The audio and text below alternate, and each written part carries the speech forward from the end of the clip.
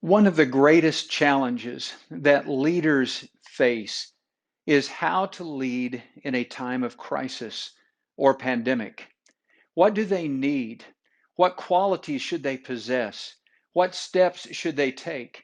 How do they deal with guiding people through a time of crisis when many of them are suffering, some physically, some emotionally, and some spiritually? How do leaders guide them and lead them during a time of crisis or pandemic? A number of areas are so critical, and we have talked about several of them already. But I want to talk about an area today that is so vital when it comes to leading people during a time of crisis, and that is a spirit of cooperation. The idea of working together to accomplish what God intends for his people. In the Bible, we have seen a number of times where there were a crises that existed or some sort of a pandemic. And one especially occurred when a famine was taking the lives of people in and around the city of Jerusalem.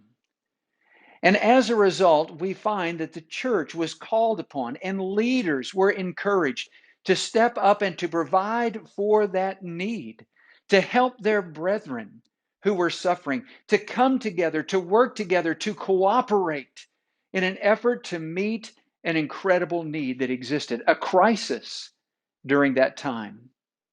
When Paul wrote to the church at Corinth, two different letters, he emphasized the importance of a gift that they were going to provide, and he encouraged them that on the first day of every week that they were to take this money, to set it aside, to collect it so that when he came and that he picked up that money to help provide for those brethren in Jerusalem, that they would not have to gather the funds at that time. It would be ready.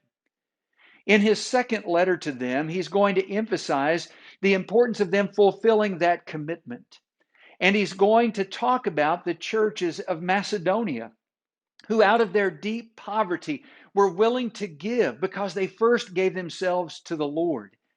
And showing how that this spirit of cooperation, the churches of Macedonia, the church at Corinth, and all of these other places were helping contribute to take care of that need that existed during the crisis of the famine in Jerusalem. When we look at how the church worked together in the first century, it's so encouraging.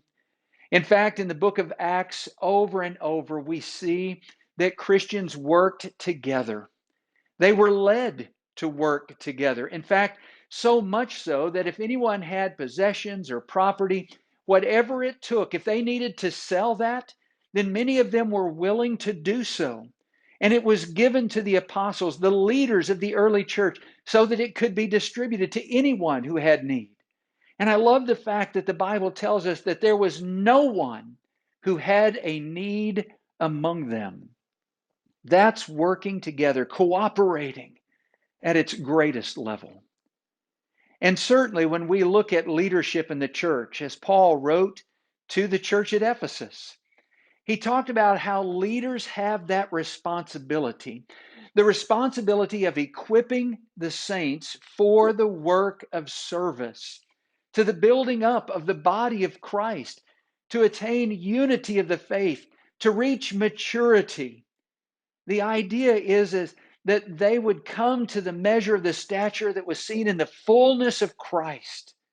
And he goes on in that letter to describe how that this body, these Christians, were each individual part significant to the growth of the body, to the building up of itself in love.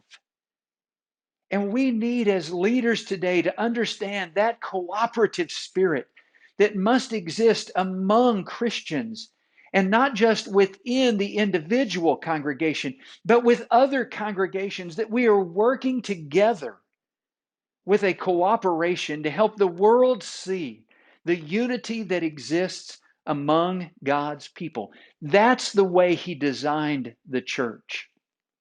Our culture and the individualistic spirit that has become so excessively driven in our day and time is something that we must fight against.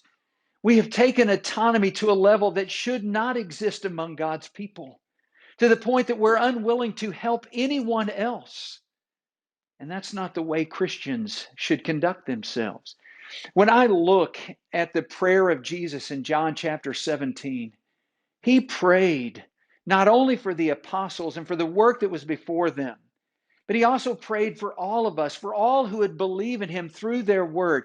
And I love how the text emphasizes that he prayed for us to be perfected in unity. That word perfected has to do with a level of maturity or completeness, but more importantly, that it is accomplishing the designed intent, the end result that God wanted for it. And that's what God intended for the church, that we work together, that we be united. And I realize that there are a number of areas that are critical to that foundation of unity. But it's during a time of crisis that now more than ever, that we must not allow a divisive spirit to exist, but rather one of unity and cooperation. And what that means is that we need to focus on our strengths. We need to focus on what's good and right. It's easy in the world in which we live, and sometimes even in the church, for us to turn inward and begin to speak against one another.